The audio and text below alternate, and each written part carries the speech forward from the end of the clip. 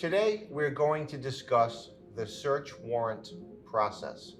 The second step in the search warrant process is referred to as the search warrant execution.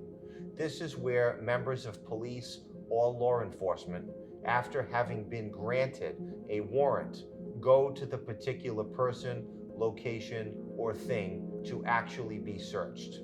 When police go to execute a search pursuant to a warrant, they must follow the permission and guidelines set forth in the actual warrant itself.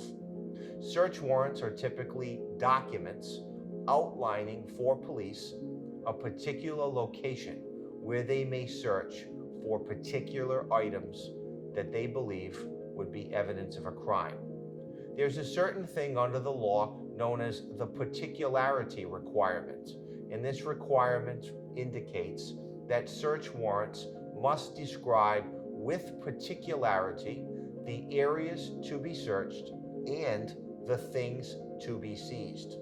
Search warrants can be limited in time.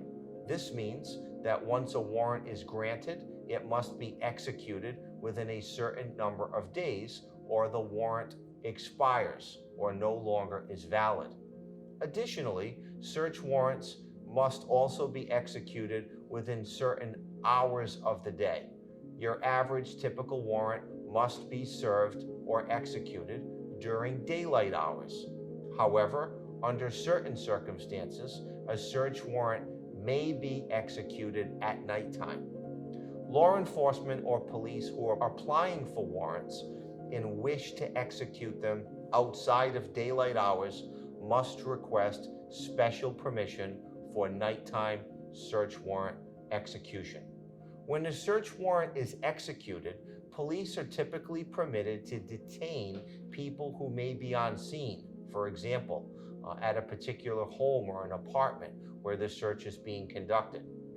People who are on scene during the course of a search warrant execution are not legally entitled to receive a written copy of the search warrant. Clients often ask questions about this.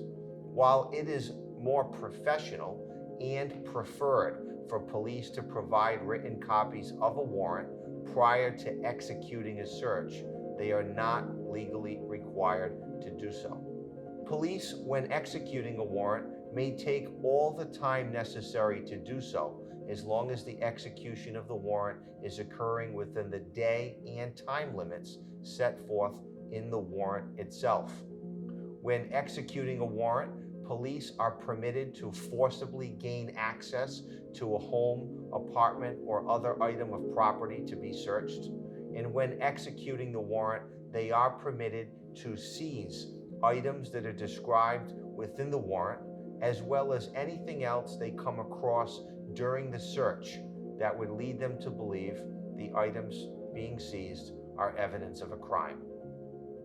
My name is John Calcagni, former federal prosecutor and head of New England's premier boutique criminal defense law firm. If you've been charged with a crime in either state or federal court, call me now for a free consultation.